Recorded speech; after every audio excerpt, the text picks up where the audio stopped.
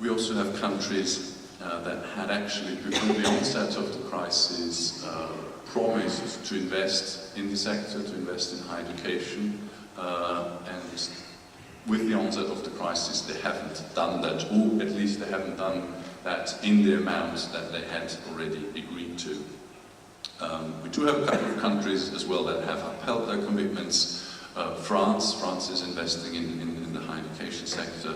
Germany, on the state level, the situation is in the different länder, of course, different. Some länder invest, others don't.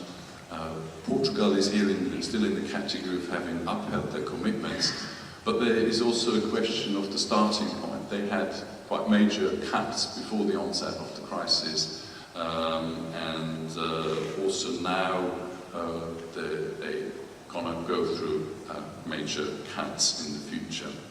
So what I would like to say is this is a continuously changing picture. So what I say here today might not be true tomorrow, and we believe that this is still not yet the end of changes to come.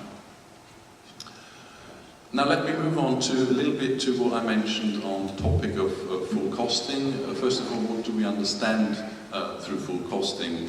Basically the ability to identify and calculate all direct and indirect costs of an institution's activities, including projects. And as I mentioned, you might know your expenditures, but if you relate this to your activities, the picture is quite diverse. So what we suggest here is that there is a need to develop methodologies and tools to really better identify where you have spent your money. But of course there is not just one possible model of doing that. And the model that you use will depend on all these issues, on your size, on your profile, if you own your property or not, on your governance structures, on your funding structures, but also on the level of your autonomy of your institutions, what you've been able to do with those things. Here a short snapshot of what we have identified of what's going on across Europe, how institutions are able to identify the costs of their different activities. So we have countries where, in general speaking, institutions do not have the ability to identify them. And for example, Poland is at the beginning. We're going to hold a workshop here next year where we bring the government and universities together to set up projects to implement something. We have countries that are already quite advanced, like Ireland, Sweden, Austria, and we do have countries that have a very good understanding of the cost structures, like the UK, the Netherlands and Finland. But of course it all comprises a very broad spectrum. And the ability to do so also depends very much on what kind of databases and information you've got. I mean, we found across Europe still a very large number of institutions that do not know which departments uses their space, or that do not have really good data on their space. And that of course makes it difficult to allocate different costs. Now, why do we believe this is so important? It has advantages both for universities as for on national level. First of all, it can improve your strategic decision making. You base your strategic decisions on data. So if you want to know if an activity runs a loss, or brings in the costs, or actually makes a profit, you need to know what your costs are. It doesn't mean that you not undertake an activity that runs a loss, but you need to know where you get the additional funding to support this activity in. What it also does, that we have extracted from quite a large number of institutions who underwent this process, they said actually, well, it really helped us in our internal resource allocation system. It also helped us much better in having a systematic analysis of what we're going to do and what not. And very importantly, it also enhanced the ability to negotiate the price with different funders. It also helped to show either that you're very much underfunded, so you can have your negotiations with your funders on a much more objective basis, because the usual assumptions are that from the funders that the institutions always claim too much, etc. So with this, you already really have a tool where you can put this on a much more neutral level. And of course, it also helps you to look for efficiency measures. Here just a slide to show you that actually crucial for the implementation is external support. So we have in our projects, in our recommendations, very much recommended the national governments to support this process, because quite clearly, just as an institutions to set onto this task, you will not get very further. So we have also received some funding from the European Commission to actually help in different countries to implement this. So we're just running this project at the moment. So here are just some recommendations that we also highlighted to the different funders. I want to move on now to the third topic, the diversification of income streams, and I will draw mostly from a project that we've been running for nearly now 2 years. We're just at the moment of finalizing the project report, which will be published in January 2011.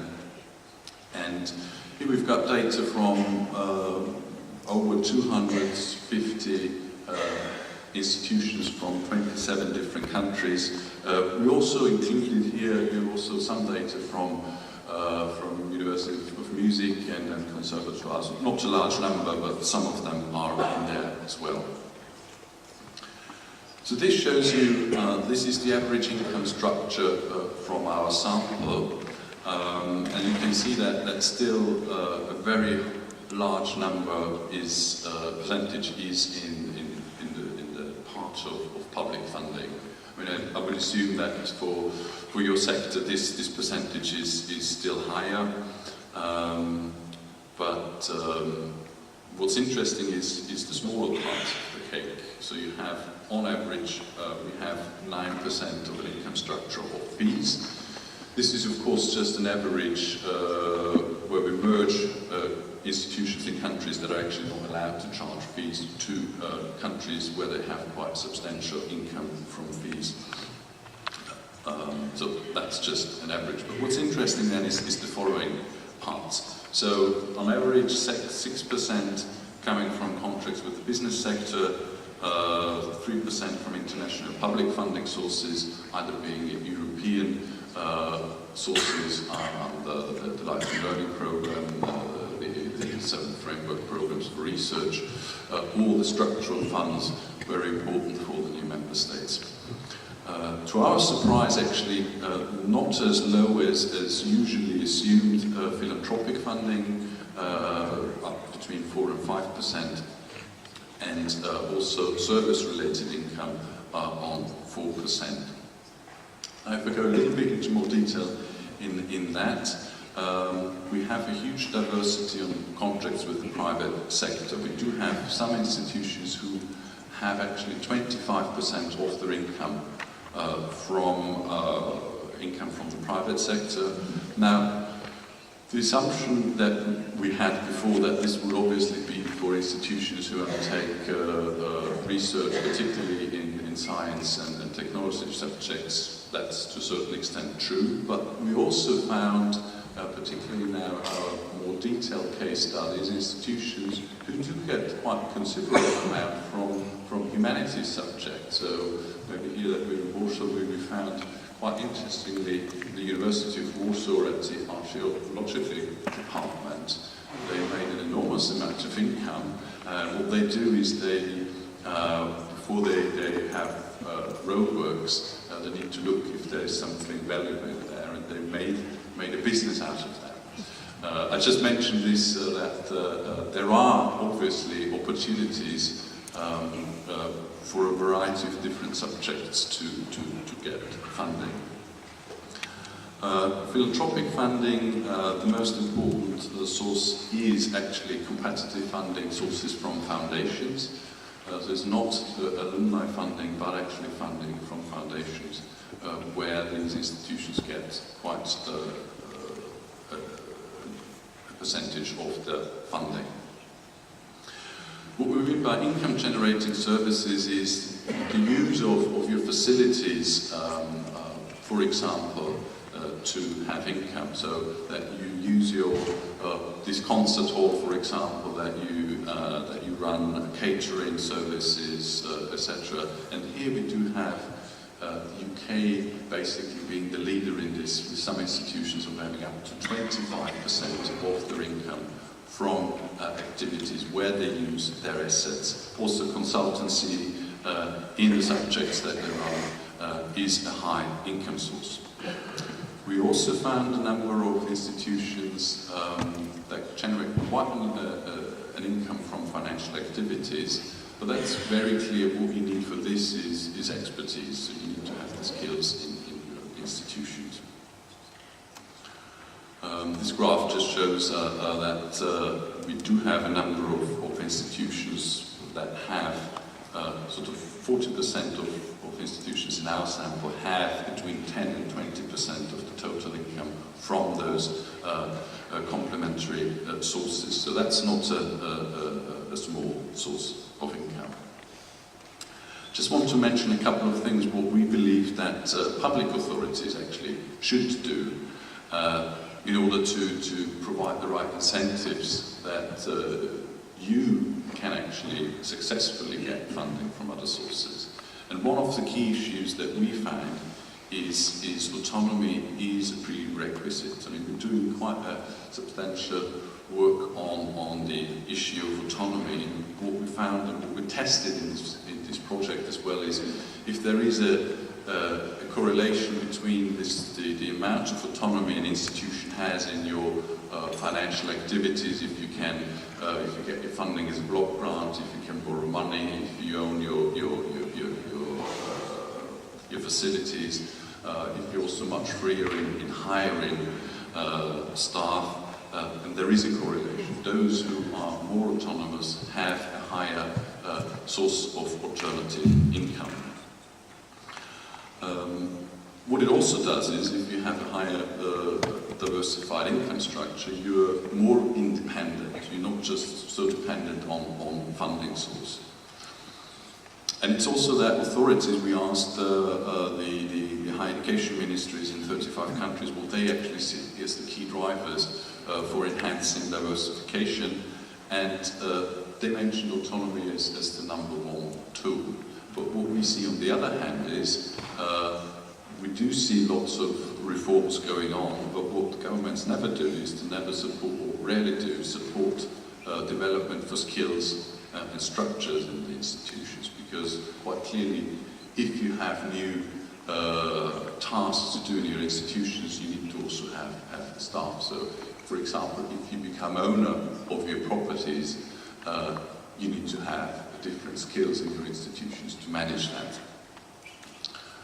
So what we recommend, what will be some of the recommendations we will come out with in this report is first of all, in order to foster the increase on philanthropic income, we recommend to use matched funding schemes. That's an instrument that we surprisingly found is not used across Europe. We found it only in England, Wales, Norway. There is in Finland a small temporary scheme, but where they are in place, they're highly successful.